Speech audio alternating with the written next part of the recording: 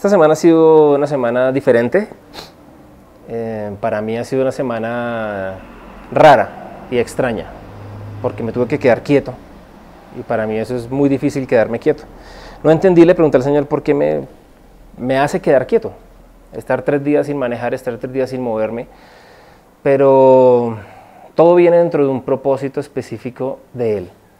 El Señor ha venido hablándonos, ha venido rompiendo rutinas, ha venido rompiendo cosas en la vida de todos nosotros. Y esta semana, una semana diferente. Hace 8 días terminamos la serie de El Padre Nuestro. Entendimos muchas cosas, ¿no? Entendimos que Dios es nuestro Padre, entendimos que la voluntad de Él está hecha en el cielo como en la tierra, entendimos que el Señor nos da el pan de cada día cuando lo necesitamos, hablamos sobre el maná, hablamos también sobre que Él perdona nuestras ofensas, Él perdona nuestros pecados, nos lava y nos limpia, porque nosotros también perdonamos a quienes nos ofenden, nosotros también perdonamos a quienes cometen errores contra nosotros, quienes cometen fallas contra nosotros. Entendimos que nos guarda de la tentación y que nos libra de la tentación, y que tentación no es solamente hacer las cosas malas, ¿no? Tentación no es solamente caer en pecado, por decirlo así, sino tentación también es cometer el pecado de no hacer las cosas que debo hacer. Yo soy muy tentado, y se los he dicho varias veces, yo soy muy tentado en pelear cuando manejo, y es una tentación para mí, y he estado trabajando en eso, he estado luchando, y me estaba produciendo estrés. Por eso me dijeron quédese quieto. El médico me dijo, ¿usted qué nivel de estrés maneja? Yo le dije 0. Me dijo, no, sus músculos y su espalda están demostrando que usted maneja un nivel 9 o 10 de estrés. Yo decía, pero yo no me estreso. Yo la verdad yo no me estreso, yo nunca peleo por nada, yo no me afano por nada. Si hay dinero bien, si no hay tan bien, si hay para comer bien, yo no me estreso. Pero resulta que ese tipo de cosas me estaban estresando y yo no me estaba dando cuenta. Entonces sí estaba manejando estrés, sí estaba pasando por momentos difíciles sin darme cuenta. Entonces lo aprendí también en esa oración del Padre Nuestro. Y aprendimos que de Él es el reino, el poder y la gloria. Y creo que lo que se habló y lo que pensamos y de lo último que dijimos fue eso, cómo vivir en el reino, cómo vivir en el poder y cómo vivir en la gloria de Dios. Entonces vamos a iniciar hoy una serie diferente. Vamos a iniciar una serie que se titula o la titulé ¿Cómo ser? Este es el primer paso a la felicidad. No te preocupes, sé feliz. Se llama la serie que vamos a empezar a trabajar. ¿Cuántos de ustedes se preocupan y no son felices? ¿O cuántos de ustedes quisieran ser felices? Yo creo que se hizo una encuesta en el mundo, alrededor de unos 52,000 psicólogos. Se les preguntó que ellos en sus consultas, ellos hablan con la gente a diario, que ellos en sus consultas, ¿cuáles veían que eran las causas de que no había felicidad? Y los psicólogos empezaron a decir que la gente encontraba que la frustración en su vida porque no tenían un empleo adecuado, porque no tenían un matrimonio perfecto, porque no tenían los hijos perfectos, porque no tenían el dinero, porque no tenían los viajes, porque no tenían muchas cosas. Y se convierte la felicidad en algo de que es obtener cosas y tener cosas. Nos convertimos en que la felicidad es algo de que yo recibo un bien material, obtengo un bien material y administro un bien material. Entonces eso lo podemos llamar como el cuándo, entonces. Yo no sé si se les ha pasado. Cuando yo consigo un novio para casarme, voy a ser feliz. Entonces voy a ser feliz. Consiguió el novio y entonces cuando me case, voy a ser feliz. Se casó, cuando tenga hijos, voy a ser feliz. Tuvo los hijos, cuando mis hijos crezcan, voy a ser feliz. Crecieron los hijos, cuando mis hijos se vayan, voy a ser feliz. Se fueron los hijos, cuando tenga nietos, voy a ser feliz. Y se acabó la vida y siempre estuvimos esperando el momento perfecto para ser felices. Y nunca fuimos felices. Entonces, les dije a esos chicos que el sermón más importante y la predicación más grande que Jesús hizo, predicación, porque lo que hacía además eran enseñanzas y hablaba a través de parábolas, pero la predicación real que Jesús hace, la hizo en el libro de Mateo, en el capítulo 5. Un capítulo antes del Padre Nuestro. El Padre Nuestro está en el capítulo 6, él en el capítulo 5 predicó. Y él dijo, bienaventurados, dichosos, gozosos en otras versiones, felices los que sufren, porque ellos alcanzarán misericordia. Bienaventurados y dichosos y felices los que lloran, porque ellos serán consolados. Felices los que por mi nombre son perseguidos y sufren persecuciones, porque ellos alcanzarán el reino de los cielos. Entonces uno dice, ¿cómo así? Eso es contradictorio. Feliz el que sufre, feliz el que llora, feliz el pobre de espíritu. ¿Cómo así que es feliz y está en la contraparte? Tenemos un concepto errado de la felicidad y es lo que les decía, nosotros estamos esperando la felicidad cuando tengamos y obtengamos cosas. Pero vamos a ver hoy cuál es el primer paso para la felicidad. La idea popular de felicidad es que cuando tengamos las circunstancias perfectas lograremos ser felices. Entonces ya les dije el cuándo y el entonces. Hay una persona en la Biblia que probó todas estas cosas y se llamó Salomón. Salomón fue el hijo del rey David, quien lo sucedió en el trono, quien lo heredó, quien recibió el trono después de que el rey David falleció. Y en el libro de Eclesiastés, si usted quiere vivir y encontrar consejos para la vida, léase el libro de Proverbios escrito por Salomón. Pero si usted quiere ver lo que el dinero, lo que la fama y lo que el mundo ofrece y la infelicidad que ofrece, entonces léase Eclesiastés. Entonces Salomón en el libro de Eclesiastés nos dice, dije yo en mi corazón, ven ahora, te probaré con alegría y gozarás de bienes, mas he aquí, esta también será vanidad. Entonces, si usted lee el capítulo 2 del 1 al 7, 8, se va a dar cuenta que Salomón hizo de todo. Salomón era tan, digámoslo así, tan asquerosamente rico que hasta la comida, la loza en la que le servían la comida era de oro. Las cucharas que comía Salomón eran de oro. O sea, imagínense la cantidad de dinero. El oro ha sido uno de los metales más preciosos a lo largo de la historia y siempre lo será. Y el oro, porque el oro nunca pierde su valor. Entonces siempre ha sido un metal muy codiciado y Salomón tenía cucharas de oro. Yo no sé si el inodoro era de oro y el papel con el limpiador era de oro. No sé si hasta allá llegó la extravagancia de Salomón. Pero él tenía tanto y él se fue y probó. Y él salió y dice aquí, y se fue y le dio gusto a sus ojos. En todo lo que quiso. Él todo lo que veía lo pedía, lo cogía, lo obtenía. Sea físico, bien material, él tenía los mejores carruajes de la época, tenía los mejores caballos, tenía el mejor castillo, tenía la mejor ropa, él tenía lo mejor. Porque era el hombre más rico que existía sobre la tierra y creo que ha sido el hombre más rico que ha existido sobre la faz de la tierra. Y Salomón probó todo. Él probó el éxito, él fue exitoso, él probó la fama, él fue muy famoso, él probó los placeres de la carne, él comió lo que se le pasó por enfrente, de 2 y de 4 piernas, lo que fuera, de todo. Salomón probó de todo. Salomón tuvo más de 1000 concubinas. O sea, no estoy diciendo que Salomón tuvo más de 1000 relaciones sexuales en su vida, porque creo que muchos llegaremos allá al final de nuestra vida. Salomón tuvo más de 1000 personas, 1000 mujeres, con las que tuvo intimidad sexual. Multipliquen ahí cada vez con cada una y se van a dar cuenta. Salomón al final de sus días terminó con la cadera desgastada de tanto usarla. Ya dejémoslo ahí, no estamos en una sesión para niños. Salomón lo probó absolutamente todo buscando la felicidad y no la encontró. Él se dio cuenta que no la encontró. ¿Qué encontró Salomón? 3 callejones sin salida. Salomón encontró la acumulación de bienes, versículos 7 y 8. Permítame cambio aquí un momento, vamos a la Biblia y vamos a leer Eclesiastés 2, el versículo 7 y 8. Ay, no descargué la Biblia. Perdón un segundo, entonces la buscamos aquí rápido. Para que veamos a la palabra qué es lo que está diciendo. Él probó absolutamente todo. Todo y se dio cuenta que lo que hizo fue, no estamos buscando carros, acumulación de bienes. Eclesiastés, ay Señor, Eclesiastés, ¿no escribió? Eclesiastés con S, capítulo 2. Vámonos a la versión Dios habla hoy, a ver cómo nos va. También me dije a mí mismo, ahora voy a hacer la prueba divirtiéndome, voy a darme la buena vida. Yo creo que muchos de nosotros, sin decirnos a nosotros mismos, nos hemos dado la buena vida. Pero hasta esto resultó una vana ilusión. Y concluí que la risa es locura y que el placer de nada sirve.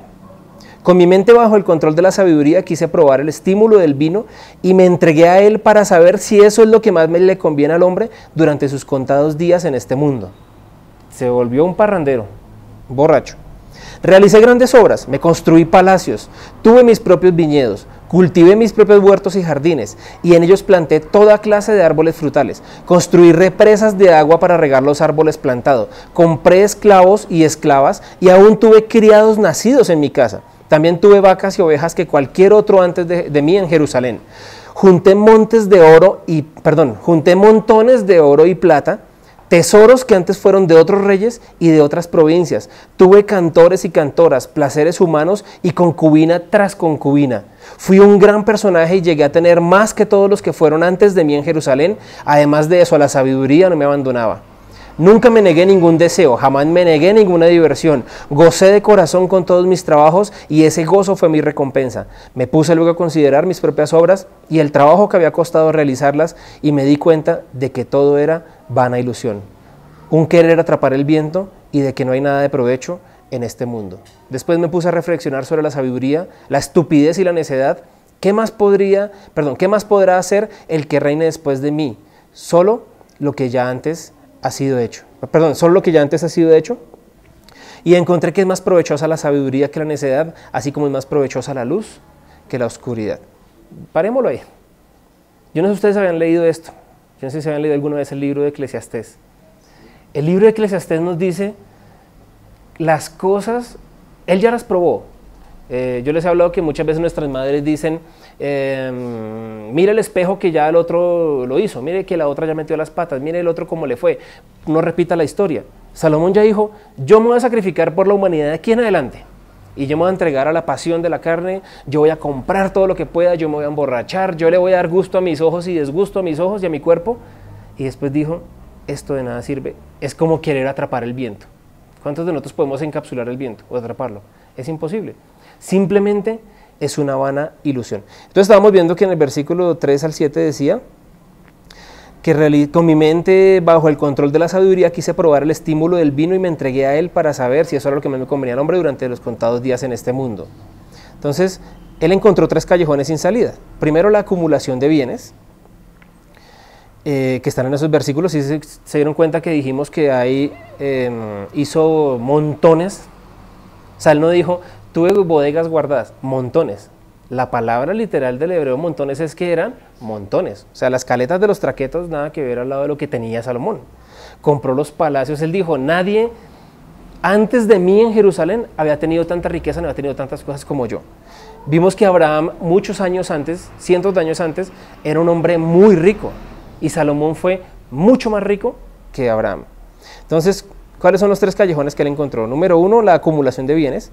Número 2, experimentó placeres, ya lo leímos. O sea, todos los gustos que se pudo haber dado, Salomón se los dio. Y alcanzó el éxito. Cuando él dice que él conquistó los tesoros de otros reinos, quiere decir que fue un hombre exitoso, era un rey exitoso. Pero dice en el versículo 17, más adelante de lo que no leímos, aborrecí por tanto la vida, porque la obra que se hace debajo del sol era fastidiosa, por cuanto todo es vanidad y aflicción de espíritu.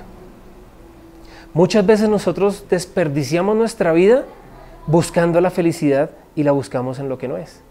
Y nunca vamos a ser felices. Por eso les digo, estamos pendientes del cuándo y el entonces. Hay una película que es muy conocida que se llama En busca de la felicidad.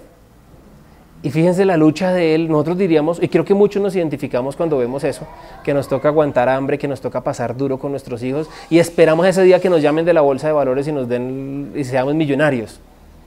Pero este hombre que se llama Chris, no recuerdo el apellido, él viaja por el mundo dictando conferencias, estuvo aquí en Colombia hace poco, o está en este mes, dictando conferencias de realmente lo que significa la felicidad, porque la película se enfocó y se enfatizó en que el hombre la luchó y logró el éxito. O sea, logró una posición, logró un reconocimiento, logró tener bienes, logró tener dinero y su compañía fue una de las más millonarias de ese momento y vendió acciones en no sé cuántos millones de dólares. Y nos venden esa idea, la felicidad es tener éxito. Y éxito es ser el mejor, ser el más acaudalado, ser el más famoso. Si yo hablo con las personas que estudian y que han finalizado su carrera, luego han hecho una máster, luego han hecho una especialización, o han hecho un doctorado, o han hecho un PhD, esta gente siempre va a estar buscando cómo seguir incrementando su conocimiento y seguir aumentando, porque nunca hay un tope, nunca hay el último escalón es este, no, siempre hay uno más arriba. Y en nuestra vida siempre somos así. Estamos pendientes de buscar dónde está la felicidad. Entonces les recomiendo y les invito y los insto a que lean el libro de Eclesiastés. En esta versión de Dios habla hoy es muy buena, Nueva Traducción Viviente es buena, Traducción Lenguaje Actual es muy buena porque nos lo cuenta como una historia. Entonces nos identificamos más y no dice fuisteis y vinisteis y vosotros estuvisteis y abristeis y hemos venido. Solamente pues mi hermana que está en España lo va a entender, pero para nosotros un poco enredado. Pero si leemos las otras versiones vamos a identificar un poco más. Segundo, el camino de Dios a la felicidad tiene que ver con tener las actitudes correctas. Es la actitud correcta. Y vamos a leer ahora, vamos a leer Mateo capítulo 5 y vamos a leer las bienaventuranzas para que veamos cuáles son las actitudes correctas. Mi felicidad no está determinada por lo que me sucede, sino por mi actitud frente a lo que me pasa. Yo soy el que decido si me amargo o no me amargo. Mi felicidad no depende de las circunstancias que me rodean o de las cosas que están alrededor mío. Mi felicidad depende de la actitud con la cual yo tome las cosas. De mí depende amargarme o no amargarme. Ustedes han ido a una reunión que los invitan y está esa persona que es amargada. Ustedes les ha pasado. Que llegó a una reunión que lo invitaron y está la persona amargada y esa le agua a la fiesta a todo el mundo. Y yo a mi esposa le digo, de nosotros depende o que nos amargue o nosotros estar felices. En las relaciones de pareja yo les digo, para pelear se necesitan dos. Entonces de mí depende si mi vida es feliz o si mi vida es amargada. Entonces vamos a leer Mateo capítulo 5, del versículo 3 al 12. Vamos otra vez a la Biblia, espérenme un segundo. Esto carga rápido. Mateo capítulo 5. Está un poco lento Mateo. Mateo no, ese libro no existe. Vamos en Dios habla hoy también. Allí vamos a encontrar las bienaventuranzas y vamos a ver lo que Jesús está diciendo. Es la actitud que yo tomo ante las cosas. Al ver la multitud, Jesús subió al monte y se sentó. Sus discípulos se le acercaron, él tomó la palabra y comenzó a enseñarles diciendo, dichosos, en otras versiones van a encontrar ustedes bienaventurados, en otras versiones van a encontrar gozosos, pero significa una persona totalmente plena y feliz. Feliz los que tienen espíritu pobre, porque de ellos es el reino de los cielos. Pero me cambié la versión que esta no me gusta casi para lo que quiero mostrarles. Vamos a nueva traducción viviente. Lo que realmente cuenta ante Dios, las bienaventuranzas. Dice, Dios bendice a los que son pobres en espíritu y se dan cuenta de la necesidad que tienen de Él, porque el reino de los cielos les pertenece. Dios bendice a los que lloran, porque van a ser consolados. Dios bendice a los que son humildes, porque heredarán toda la tierra. Dios bendice a los que tienen hambre y sed de justicia, porque serán saciados. Dios bendice a los compasivos, porque serán tratados con compasión. Dios bendice a los que tienen corazón puro, porque ellos verán a Dios. Dios bendice a los que procuran la paz, porque serán llamados hijos de Dios. Dios bendice a los que son perseguidos por hacer lo correcto, porque el reino de los cielos le pertenece. La actitud que yo tomo frente a las cosas es la que determina mi felicidad. Entonces, hoy vamos a hablar de los pobres en espíritu porque se dan cuenta de la necesidad que tienen de Él. Cuando nosotros hablamos de una persona pobre, ¿qué pensamos? ¿Qué nos imaginamos y qué se nos viene a la mente? Cuando hablamos de una persona pobre, generalmente pensamos en una persona que no tiene nada, que vive por allá en un ranchito, que trabaja en reciclaje o que trabaja barriendo las calles, o una persona que no tiene cómo darse lujos, no puede comprarse ropa fina, no puede viajar, no puede tener vacaciones. Pensamos en ese tipo de personas cuando hablamos de personas pobres. Cuando nosotros estamos hablando en este momento que decimos bienaventurados, dichosos, felices, gozosos, y Dios bendice a los pobres en espíritu, porque de ellos es el reino de los cielos, estamos hablando que son personas que reconocen que necesitan de Dios. El primer paso para la felicidad es ser humilde. ¿Qué significa la palabra humilde? Cuando nosotros hablamos de humillación, estamos hablando en el contexto social que una persona públicamente es expuesta, sus defectos son expuestos y es puesta ante el escarnio y ante el asombro de la sociedad o ante la queja de la sociedad. Y decimos que fue humillada. Entonces, humillado es que su persona bajó hasta el nivel más bajo y todo el mundo se burló de esta persona. Más o menos eso es lo que entendemos de humillarse y de humildad. Y una persona humilde decimos que es una persona que pues es que es humilde y no tiene con qué comprar. Es humilde y no tiene con qué viajar. Es humilde y no tiene con qué pagar. No, esos son dos conceptos totalmente diferentes. Una persona humilde es una persona que reconoce que la otra persona puede darle algo y que necesita a otra persona. Una persona humilde es una persona que escucha al otro, acepta lo que dice y lo apoya en lo que está haciendo. Entonces, dice, bienaventurados los pobres en espíritu, porque de ellos es el reino de los cielos. Dios se opone al orgulloso, pero da gracia a los humildes, dice Santiago capítulo 4, versículo 6. Dios se opone a los orgullosos, pero da gracia a los humildes. Una persona humilde es una persona agradable, una persona con la cual me gusta hablar. Que la posición social sea una cosa, que el conocimiento en estudio sea otra cosa, pero la condición de su espíritu es una condición que me gusta hablar con esa persona. No es una persona soberbia, no es una persona que cuando yo le cuento mis problemas está diciendo usted es una persona, eso le pasa por bruto, es que usted es bien menso, ¿para qué se mete en eso? Es que si fuera yo hubiera hecho lo contrario. Una persona humilde es una persona que escucha, entiende y da su concepto humildemente de lo que está viviendo la otra persona. Una persona humilde es una persona que reconoce que necesita de Dios cada día. Si yo no reconozco que necesito de Dios cada día, estoy siendo soberbio y Dios resiste a los soberbios. Dios se opone a los orgullosos, pero da gracia a los humildes.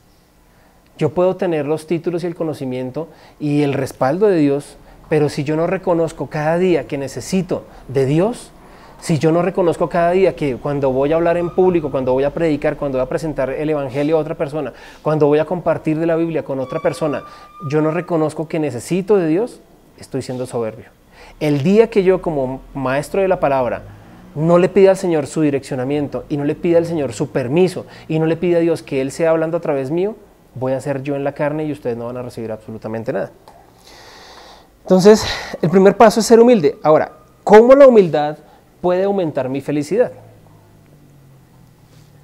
¿Cómo la humildad puede aumentar mi felicidad? La humildad reduce la tensión. ¿Cómo así? Yo les dije que estuve en el médico y me dijeron que yo estaba tensionado, que yo estaba estresado. Y mi estrés venía por estar peleando con los conductores. Y la orden que me dieron, sin el médico saber, miren lo que me manda a hacer el médico. La orden, él no me dijo, necesito que se acueste en una cama y no haga nada y deje de pelear con su esposa. Él no me dijo, necesito que se siente en una silla, se tome estas pastas que le voy a formular y deje de pelear con sus hijos. Él no me dijo, necesito que usted se tome estas pastas, durante 3 días se quede quieto y deje de estar preocupado por los problemas de la gente de la iglesia. Necesito que deje de orar por la gente de la iglesia. Necesito que deje de estar preparando mensajes. Miren que el médico, sin saberlo, él me dice, usted se va a tomar estas pastas y durante 3 días necesito que no maneje. No me dijo nada más, necesito que no maneje. Yo dije, este señor, ¿quién se lo reveló? ¿Quién se lo reveló? Cuando yo soy humilde, yo tengo 30 y algo años de vida, menos de 40, ya casi llegando a los 40, pero no toda tan cerca a los 30. No quiero decir mi edad porque revelo la de mi esposa. Entonces, a mis 38 años yo he manejado más de 24, 25 años de mi vida. Toda la vida he manejado. Gracias a Dios he sido un muy buen conductor, gracias a Dios nunca me he tenido un accidente, nunca me he estrellado, nunca he perdido un automóvil, nunca he atropellado a nadie, nunca he dañado otro vehículo. Me considero un muy buen conductor. Entonces, por soberbio, por creerme muy buen conductor, me estoy estresando porque estoy teniendo tensión en mi vida al ponerme a pelear con los que son malos conductores según mi criterio y según mi concepto. Entonces, este ejemplo se los pongo para que veamos cómo la humildad puede aumentar mi felicidad y cómo la humildad reduce la tensión. Uno de los problemas que más nos estresa a nosotros, ¿cuál es? Las peleas con nuestra familia, con nuestros seres queridos, con los que nos rodean. Eso nos pone a nosotros, nos saca de quicio porque es que los demás no hacen lo que yo quiero que hagan y los demás no hacen las cosas como yo las hago y los demás no hacen las cosas como yo deseo que las hagan y como yo les ordeno y les pido y les exijo que las hagan. Y eso me genera mi tensión. Entonces, el estrés es una enfermedad que no se ve, que no se puede atacar directamente porque no es tangible, pero es una enfermedad que ataca mi parte física. Y los cristianos no deberíamos tener estrés. No deberíamos. Si nosotros leemos las bienaventuranzas, entenderíamos que la humildad reduce la tensión. La humildad me libera de estrés. ¿Y qué es humildad? Aceptar la condición de la otra persona y entender que yo necesito y que todos pueden brindarme algo a mí. Entonces, ¿de qué otra manera la humildad me puede aumentar mi felicidad? La humildad mejora mis relaciones. Yo les he contado que con mi esposa nos hemos agarrado muchas veces. Bueno, nos agarrábamos, perdón, en tiempo pasado hace muchos años. Ahora solamente tenemos roces, diferencias de opinión, pero antes nos agarrábamos. Y la humildad es entender que ella no es perfecta, pero que yo tampoco soy perfecto.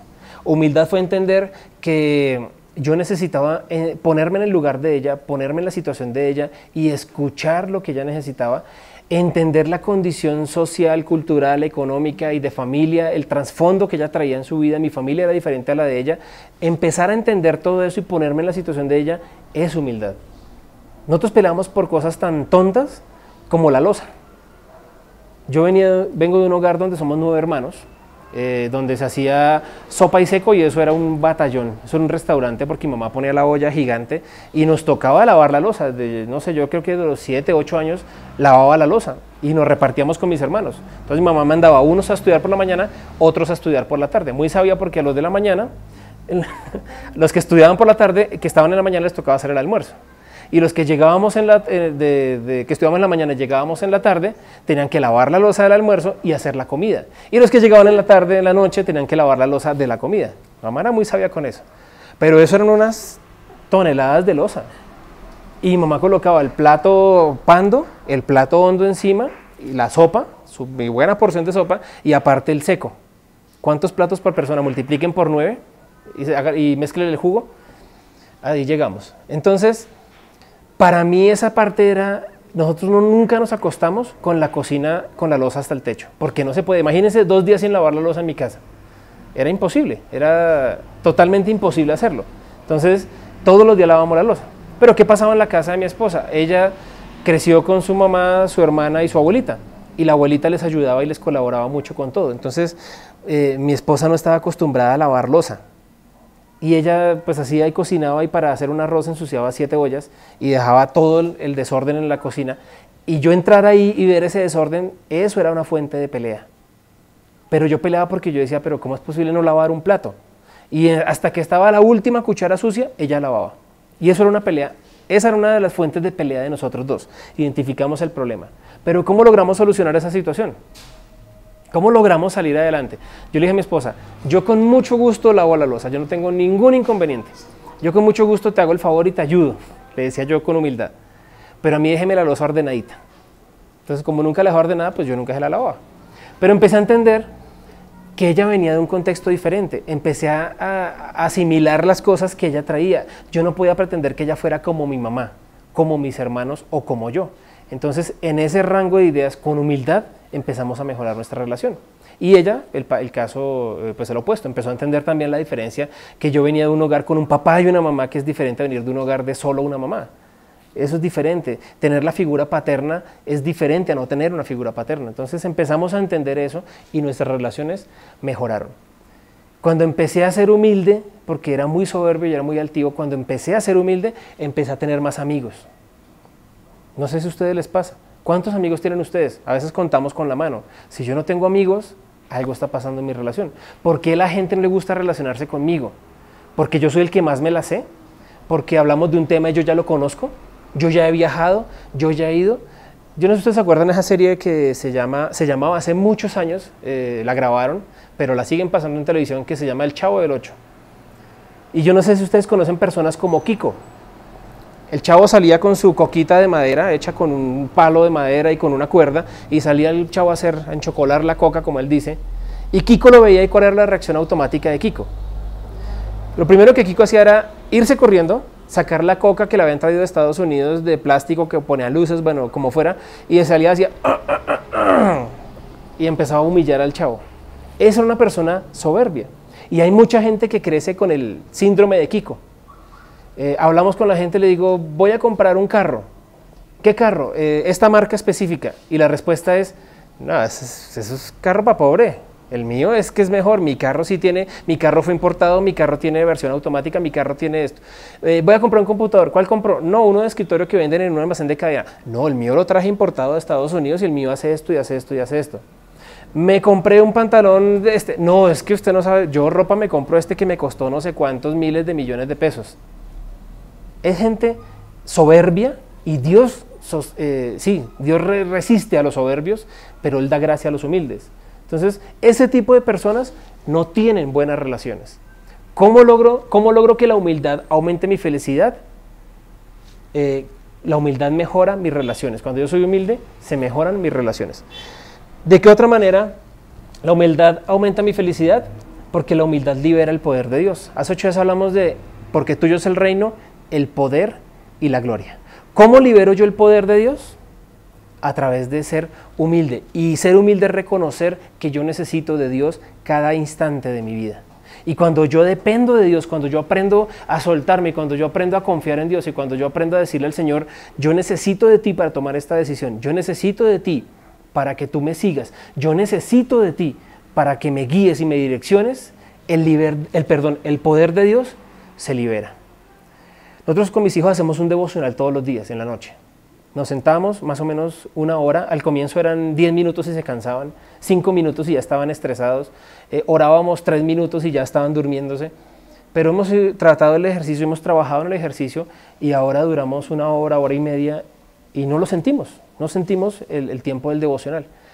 Esta semana hicimos un devocional en el cual hablábamos en la palabra sobre que las cosas viejas, Pablo estaba hablando sobre que se dejaban las cosas viejas y que todas, el viejo hombre, perdón, la vieja naturaleza, fue lo que hablamos exactamente. Leímos la palabra y estamos hablando sobre la vieja naturaleza. Entonces Gabriel, que tiene 11 años, nos dice, ¿qué significa el viejo hombre? ¿Qué significa la vieja naturaleza? ¿Qué significa eso? Entonces yo como que no caí en cuenta que mi hijo de 11 años no había recibido a Cristo en su corazón. Entonces le expliqué a Gabriel, es que significa que uno reconoce y uno tiene una nueva naturaleza cuando entrega su vida a Jesús, cuando reconoce que Jesús es su Señor, que Jesús es su Salvador, que Jesús murió en la cruz por sus pecados, cuando uno reconoce que fue al cielo a preparar un lugar para nosotros y que vamos a estar reinando con Él juntamente en la eternidad. Cuando uno reconoce esas cosas, uno acepta a Cristo en su corazón. Entonces le dije, ¿tú ya aceptaste a Cristo en tu corazón? Me dijo, no. Y yo dije, ¿cierto que Dios no tiene nietos? Cierto que mi fe no puede salvar a mi hijo, mi testimonio puede ayudar a que él crea y que él se una, pero mi fe no puede hacerlo. Mi amor por Dios no puede hacer que mi hijo se convenza. Entonces le dijimos a Gabriel y a María Paula, ¿ustedes quieren recibir a Cristo en el corazón? Nos dijeron, sí queremos hacerlo. Oramos, yo oré y les direccioné, les dije, pídanle ustedes mismos a Dios. Y luego ellos oraron, y Gabriel empezó a orar y Gabriel empezó a decir que lo perdonara porque él era un niño malo. Gabriel de 11 años, ¿de dónde saca que es un niño malo? Empezó a orar y a pedir que entrara en su corazón, que lo limpiara de todo pecado, que lo ayudara a ser una nueva persona, una nueva criatura y que lo ayudara en esa nueva vida. Dice que la humildad libera el poder de Dios. Yo estoy seguro que algo sucedió en la vida de mis hijos, más que todo en Gabriel. María Paula no tanto porque ella no es tan madura como él, pero Gabriel ya empezó a decir, yo quiero ser un hombre de Dios, yo quiero ser una persona que le sirva a Dios, yo quiero que Cristo viva en mi corazón. Y él no lo había hecho. La humildad libera el poder de Dios. Otra persona diría, no, es que mis hijos, pues, con este papá que tienen, pues ¿cómo no lo van a hacer? Yo le oré y le pedí al Señor, le dije, Espíritu Santo, quiero que Gabriel se enamore 2 o 3 veces más de ti que lo que yo estoy. Que Gabriel te sirva 5 veces más de lo que yo te sirvo y que a Gabriel tú lo puedas usar más de lo que me usas a mí. Porque yo estoy seguro que la obra que el Señor empieza en mí va a ser terminada en los hijos de mis hijos. Los hijos de mis hijos van a ser grandes hombres y mujeres de Dios, grandes ministros que impactarán al mundo entero. Yo de pronto no lo voy a hacer, probablemente no voy a llegar a verlo, pero sé que estoy sembrando en el futuro. Entonces, ¿queremos liberar el poder de Dios en nuestra vida? Seamos humildes. ¿Queremos mejorar nuestras relaciones? Seamos humildes. ¿Queremos liberar la tensión? Seamos humildes. ¿De qué manera somos humildes? No es una cuestión de actitud de agachar la cabeza, no es una cuestión de bajar la mirada, no es una cuestión de andar como los perritos cuando uno los regaña que se agachan y se someten a lo que su amo les dice, sino es una cuestión de entender el reino de Dios. Dichosos, bienaventurados, gozosos, bendecidos por Dios, los que son pobres de espíritu, y significa que necesitan más de Dios cada día, porque de ellos es el reino de los cielos. Cada semana vamos a ver a partir de hoy una de estas bienaventuranzas. ¿Cómo puedo ser yo bendecido a través de la prueba? ¿Cómo puedo ser bendecido a través de la persecución? ¿Cómo puedo ser bendecido a través del llanto? Creo que dentro de 8 días, no estoy seguro, vamos a hablar sobre dichosos los que lloran. Sí, dentro de 8 vamos a hablar dichosos los que lloran porque serán consolados. Y sé que ese mensaje nos va a hablar mucho en nuestra vida. Bienaventurados y gozosos los pobres de espíritu. Creo que todos tenemos un grado, así sea muy pequeño, de soberbia, un grado de autosuficiencia, un grado de autodominio y autocontrol, un grado de yo mismo. Cuando el rey Salomón fue escogido, eso está en el segundo libro de Samuel, creo, no, perdón, el primer libro de Reyes, cuando Salomón fue escogido, el Señor se le presentó en sueños y le dijo: si quieres pedirme, pídeme lo que quieras y yo te lo concederé. ¿Qué me pedirías? En sueños. Salomón en el sueño le dice al Señor: uy, Señor, tu pueblo es grande, grande en número, grande en población, tiene mucha gente, grande en riqueza. Así que lo único que te pido es que me des sabiduría para gobernar a tu pueblo. Esa humildad de Salomón, esa mansedumbre de Salomón, ese espíritu que decía: necesito de ti, conmueve al Señor y recibe gracia. Entonces, ¿qué le responde el Señor? Por cuanto tú me has pedido esto y no me has pedido riqueza, no me has pedido fama, no me has pedido poder, no me has pedido otra cosa, sino me has pedido humildad, con humildad que te dé sabiduría para gobernar a mi pueblo, te voy a dar la sabiduría para gobernarlo y todo lo demás. Entonces, ¿qué dice? ¿Qué vimos hace 8 días? Busca primero el reino de Dios y su justicia, y todo lo demás será añadido. Salomón, ¿qué buscó? El reino de Dios y su justicia, y todo lo demás fue añadido.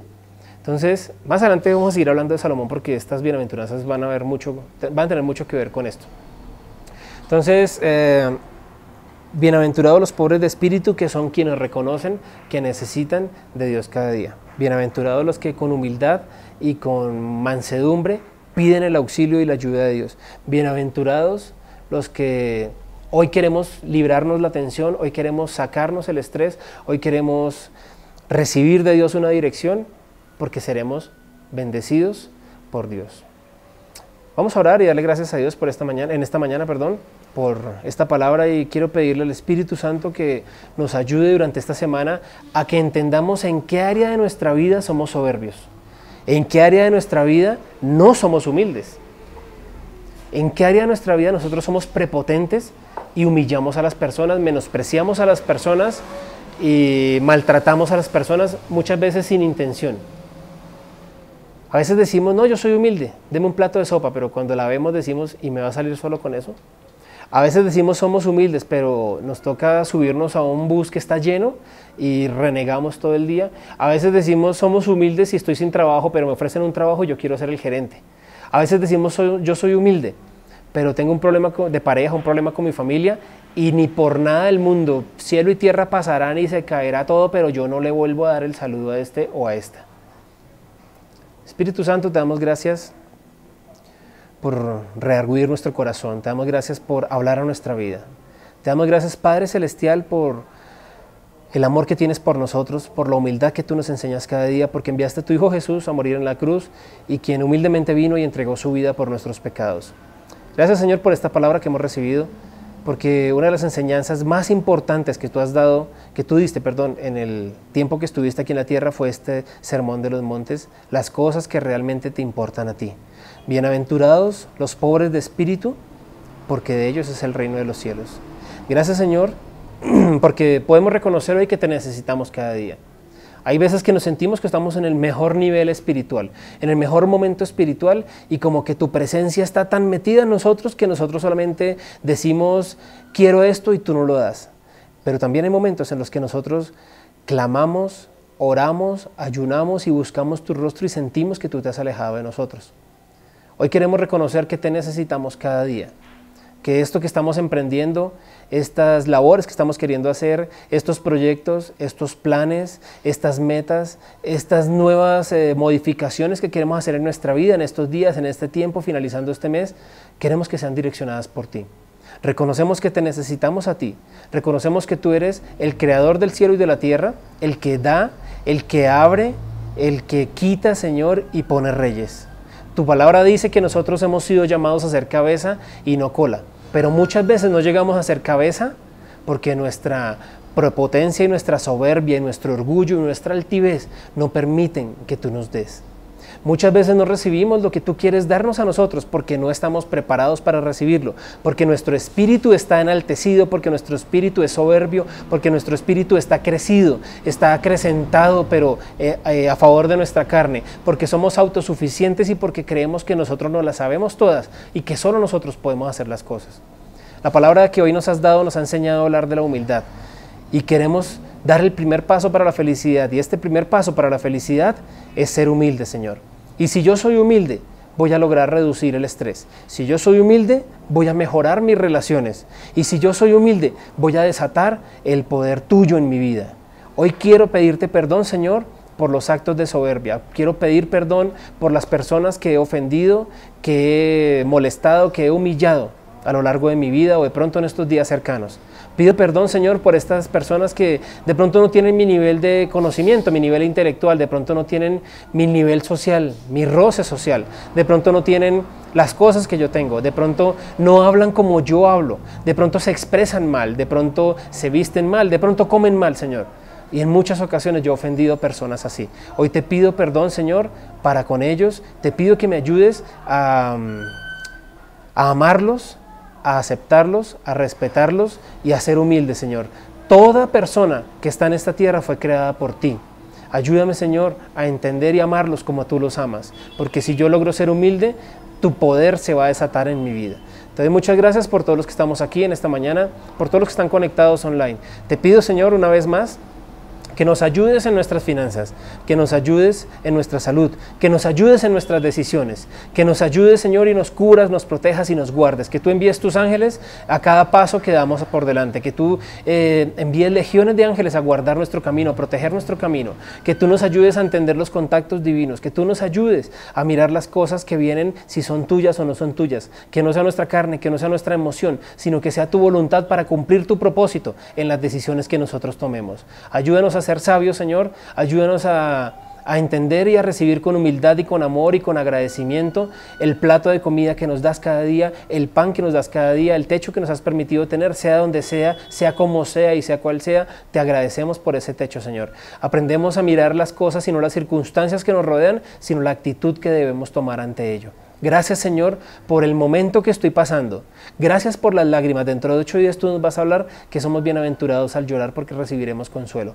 Gracias por el dolor. Gracias por la queja, Señor. No la entiendo, no sé por qué estoy pasando por lo que estoy pasando, pero sé que tú tienes un propósito y que tú te vas a glorificar a través de ello. Gracias porque sé que en la prueba tú me pruebas, tú me ayudas a fortalecer mi fe, tú me ayudas a salir adelante y tú me ayudas a confiar más en ti. Quiero ser una persona que confíe más en ti. Quiero ser una persona que te busque más a ti y que te siga más a ti. Te damos muchas gracias por todo lo que has hecho en la vida de nosotros hoy. Te damos muchas gracias, Señor, por lo que vas a hacer y nos disponemos a ser instrumento de tu avivamiento en la ciudad en que nos encontremos, en el sector en que nos encontremos y en el país en que nos encontramos. Te damos muchas gracias, Señor, en el nombre de tu Hijo Jesús.